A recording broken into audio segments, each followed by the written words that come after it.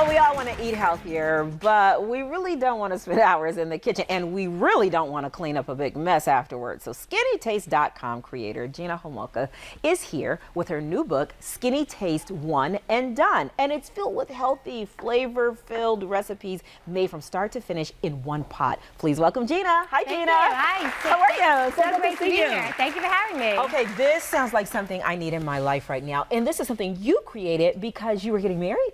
Yes, I started Skinny Taste back in 2008 when I was getting married, and I was looking for healthy recipes online, and everything I found was so processed, and I decided I'm just going to take my recipes and make them lighter, and I started this blog, and now here I'm on my third cookbook. And it's very popular. Yes. You're doing very well with you. Why do you think people are so receptive to it?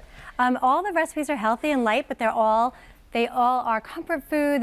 They taste great, and they use real ingredients you can find in the supermarket. Yeah, I love the not being able to clean up, not having to clean up afterwards. Yes. That is very appealing to me too. Me too. Everything seems to be simple and easy and quick, and even for bachelors, right? Yep. This is kind of for, you can get everyone's involved in this. Exactly. I love one-pot cooking because I love cooking, but I hate washing dishes. So I had to come up with a book that had a solution for busy people. And this is your third cookbook, right? This is. So tell us why this one's different from the other two. So this one is all one-pot dinners. There's 140 healthy dinner recipes, and the other ones have everything from breakfast to dessert. And the other ones also use more pots. So this one is probably the fastest book I have for, the solution for I'm busy always people. curious when we have people in the kitchen, how do you create new recipes? How do you keep it fresh? I mean, because sometimes I feel like I cook the same things over again, and you're constantly thinking of new things. I'm stuck. I go get a lot of inspiration just from eating out. I love food, so I just am always thinking of new ways to create things that are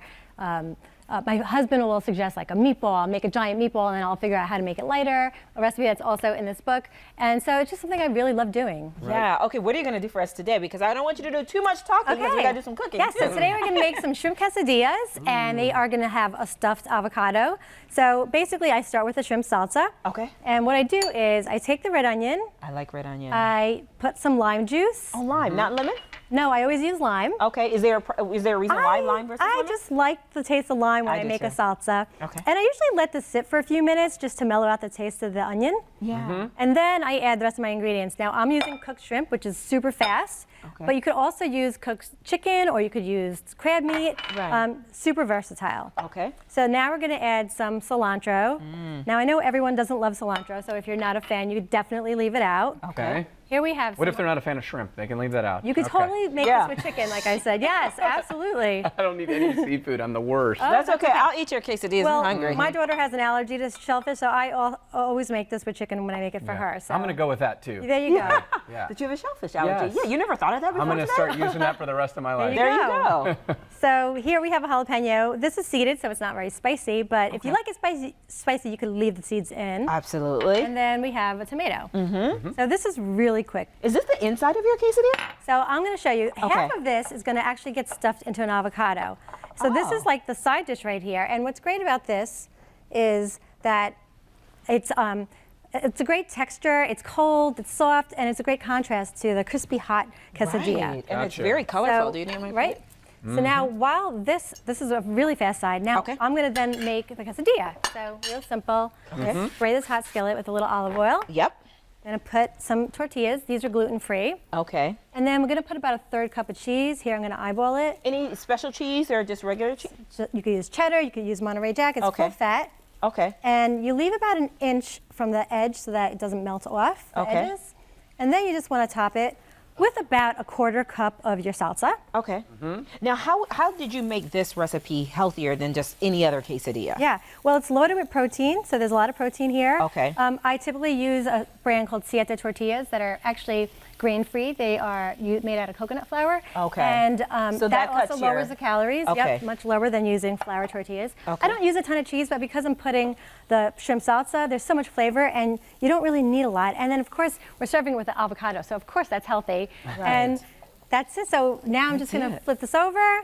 Usually I want to let this sit for about 2 to 3 minutes before I turn it so that everything melts and cooks evenly on both sides.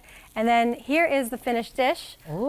It's going to look like this. There you go. I made one of those last night. It was not nearly as pretty. Oh, wasn't as pretty as That that? was fancy, yeah. Before we let you go, we got to ask you about this Macy's. You got your Macy's Culinary Yes. Council smock. Is that what we call that? Yeah, my chef suit. Yeah. Yes, What? The chef outfit. Coat. Yeah, the chef coat. There we go. Thank you. I can't think today. That's okay. Tell us about the event. Yeah, so I'm going to be doing a cooking demo at the Macy's on State Street, and I'm going to be demoing some of the recipes from this book. So I'm super excited to be here in Chicago. I have never been in Chicago. I'm from New You've York. never been to Chicago? No, Oh, it's it's my such a I first can time. tell you're from New York. Oh yeah, we're having fun. So we are definitely enjoying and eating our way through Chicago. Oh, good luck to Thank you. you. You're gonna need a whole week to get through. Yes. Maybe more. Oh, I know. I want to come back. I said that. I really want to come back and try so many more restaurants. So also, I have some other recipes that are from the book.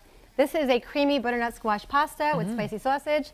I love using butternut squash as a way to lighten up a dish. It's super creamy without having to add any cream. Right. And here's my solution to French onion soup. It's low carb. Instead of using bread, I swap it with cauliflower, which is a great vessel to hold up all that melted cheese. And you don't miss the bread. I never like the bread anyway. It always gets so soggy. That's right. Well, thank you so much for being here. And make sure you head to our Facebook page for more on Gina and all of her health. Do you need to flip this? I don't know if you do. I do. For Gina's healthy recipes. I'm like, I'm not good in the kitchen.